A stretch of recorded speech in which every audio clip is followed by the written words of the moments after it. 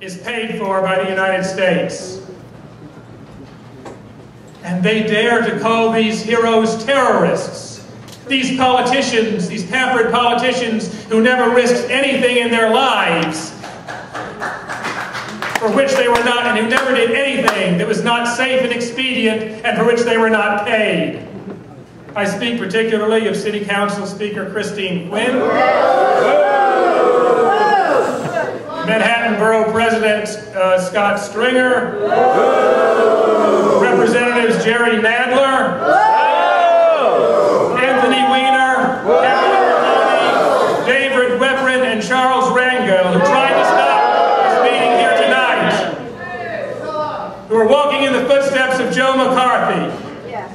Let us not forget they have supported every act of terror by the apartheid Israeli state against the native people of Palestine and its neighbors.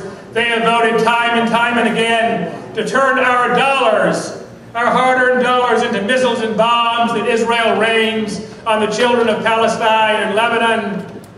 They share the massacres and the cruel blockade. It is no exaggeration to say that their hands are dripping with blood. Yes.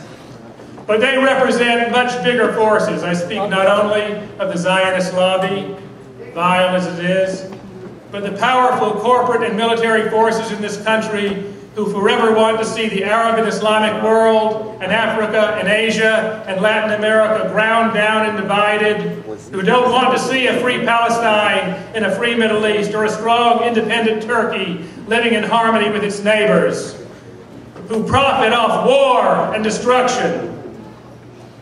See, the struggle to break the blockade of Gaza is the frontline struggle for the freedom of all humanity, including us here in the United States, who want to live in peace and harmony with the majority of people of the world, not with corporate powers in the Pentagon.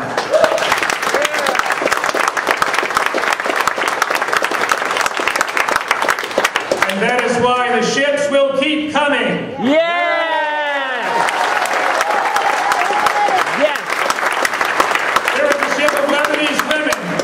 Approaching the coast of Gaza now. There is a ship of Jewish people, including an 89-year-old Holocaust survivor, coming from Europe. There are ships coming from all over the world.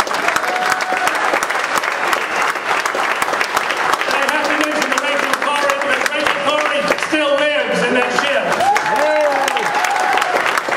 And they can kill and they can bail, but they will not stop the ships. We will break the blockade.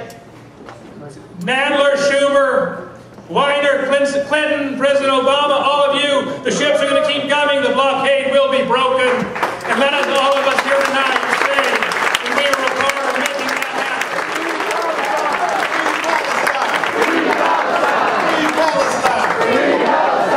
happen. Good to see everybody here tonight.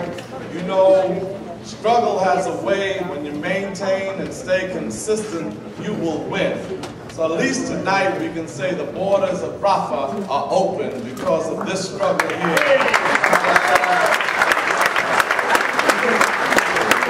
I've been under a lot of heat these last couple of weeks. I'm going to tell you, they've been calling my office left and right, calling me all kind of names. I'm just trying to say, can't we all get along? In the middle of the day, call me names I can't repeat in my church. I don't understand it. And I remember a rabbi, several rabbis have been calling me up. I got some from Canada, Connecticut. So one rabbi called me up and he said, "Are you Councilman Barron?" I said, "Yes, I am, sir, absolutely." And he said, "Well, I am outraged." I said, "Oh, 1 second. Let me ask you, what would you prefer? Would you like to just maybe just cuss me out and then hang up? Or do you want to have some intellectual discourse? Which would it be?" He said, okay, we could talk. I said, "This is very good. We're making progress." So I said, "Well, where should we start?" "We certainly don't want to start with no rockets. It goes way back." I said, "Should we start with the 1906 Zionist Convention with Chaim Weizmann, Theodore Herzl?" You want to stop there? Or do you want to go further back? Or how about the Balfour Declaration in 1914? Or do you want to talk about Menachem Begin and the Ergen terrorists?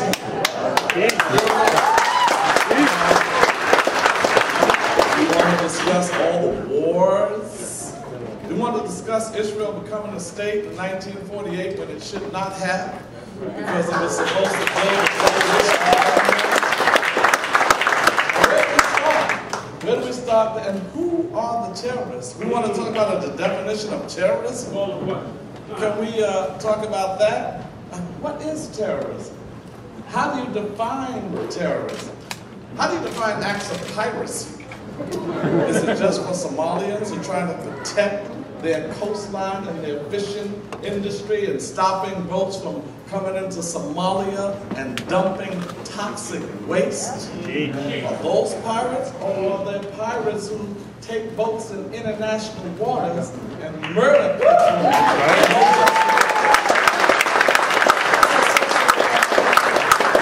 Have you ever been to Auschwitz and Sachsenhausen? I said, no, but I heard about them. Those are terrible, horrific things. No human being should ever be subjected to that kind of experience.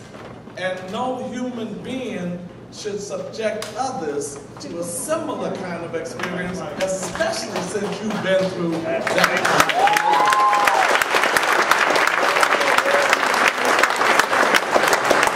He said, well, I'm outraged with you. I said, that's an emotional response. You should stay intellectual, because you seem like a very intelligent man. It's easy to be outraged. Well, have you ever heard in the Holocaust when they took babies from the arms of their parents and killed them? I said, yes, that's a terrible thing. I deplore that. Have you ever heard of the babies of Gaza? When bombs fall down on the babies of Gaza and Palestinian mothers, Palestinian children disintegrate sometimes, body parts blown all over the place. Have you ever been to Gaza? Have you ever been to the West Bank? Do you see what's going on in just 22 days in the war in December? 22 days, 1,400 people murdered, 22,000 destroyed buildings, whether they're schools, I've seen them. Hospitals destroyed. I went into the hospitals in Gaza and saw people dying because they didn't have simple medicine. Do you want to talk about the 80,000 people homeless now on refugee camps? Where do we begin this conversation? Who is the real terrorist?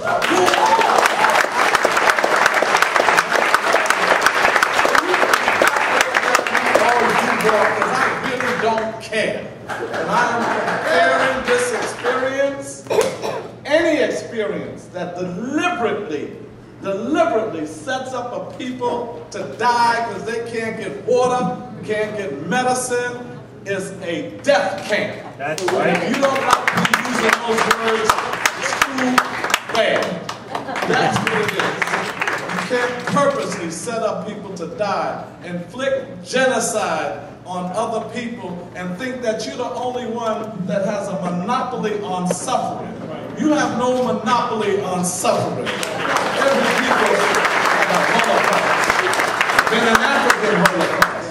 And I said, further, sir, I'm really angry because the Israeli government supplied nuclear weapons, biological weapons, chemical weapons to my black people in South Africa, and millions of us died under the apartheid regime in South Africa with their partner, Israel. So talk to me about your outfit.